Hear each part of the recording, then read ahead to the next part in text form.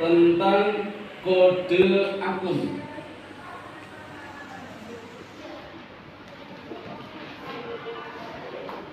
Kode akun.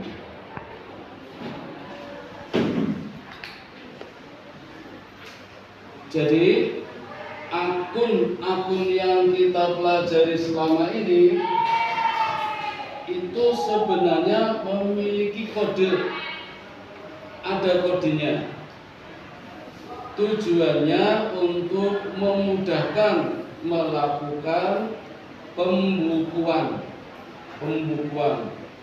atau pencatatan keuangan. Apalagi di era digital, di era komputer, itu sangat penting sekali yang namanya coding.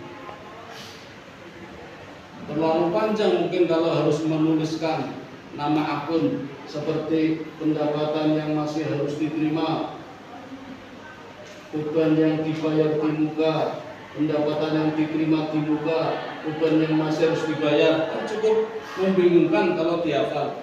Paling hanya menggunakan kodenya apa atau kodenya berapa. Nah, banyak cara memberikan kode. Ada yang alfabet, ada yang numerik. Tapi akan saya berikan bagaimana cara memberikan kode akun yang paling umum, paling mudah, paling simpel, yaitu model numerik 3 digit.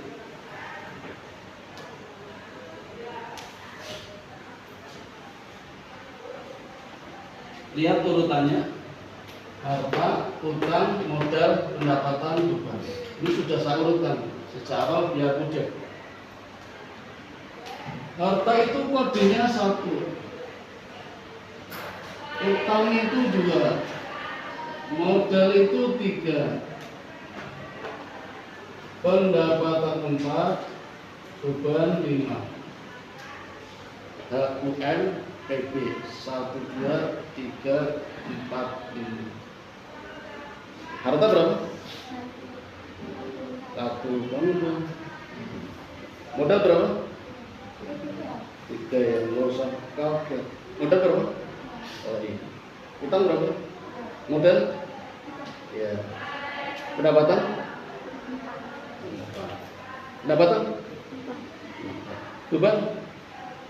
Pendapatan? Ya. Kagetkan masih apa? Harta, ada harta lancar, harta investasi, harta tetap berwujud, harta tetap tidak berwujud, harta lain-lain. Ini juga ada kodenya. Harta lancar 1, harta investasi 2, harta tetap berwujud 3, harta tetap tidak berwujud 4, harta lain-lain 5. Itu sudah saya urutkan.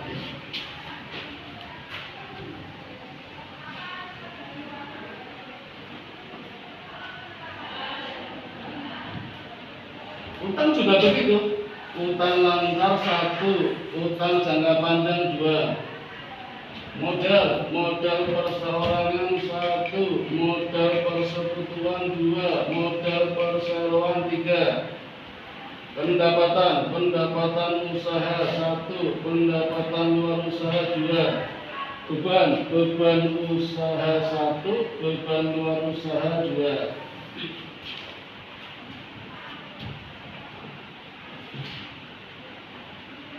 Garis baik.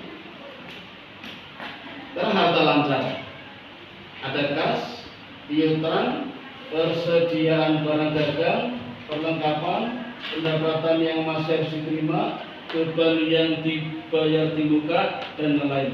Masih banyak lagi ya. Ya perlu saya sebutkan. Ini juga ada kodenya ini. Kas 1, piutang 2, persediaan barang 3, perlengkapan 4, pendapatan yang masih harus diterima 5, pendapatan yang dibayar di muka 6. Harta berwujud sama, tanah 1, gedung 2, mesin 3, kendaraan 4, peralatan 5. Bisa ya buat kerjakan sendiri. Jadi kalau saya tanya kas, kodenya berapa? 1, 1, 1.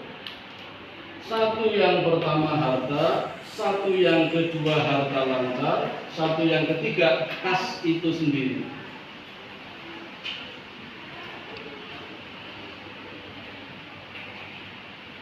Perlengkapan kodenya berapa? 1, 1. Ya, 1, 1, 4. 1 yang pertama harta, 1 yang kedua harta lancar, 4 perlengkapan itu sendiri. Harta lancar, perlengkapan.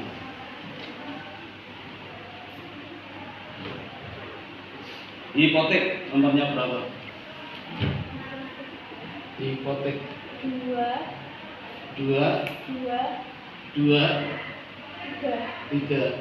Kita cek. Hipotek 2, 3. Ya, betul. Gampang ya? Tapi harus urut. Sulitnya harus urutnya itu ya. Gak usah takut. Sebenarnya kode akun dan nama-nama akun ini tergantung pada 1, kebijakan perusahaan, terutama bagian keuangan atau konten atau bendahara atau manajer atau direktur atau pimpinan perusahaan yang berwenang memberikan nama akun dan kodenya. Maka tiap perusahaan akan beda-beda. Coba kamu tanya ke Indomaret, Pepsodent pasta gigi kodenya berapa? Begitu pindah di Alfamart pasti beda. Tidak sama. Nggak ada yang salah, betul semua. Cuma kebijakan perusahaan beda-beda. Maka nanti kalau kalian lihat buku, searching, browsing, atau lihat di mana saja, kok beda dengan yang disampaikan saya? Nggak ada masalah. Karena memang kebijakannya beda-beda. Satu ya. Yang kedua, karena usansi.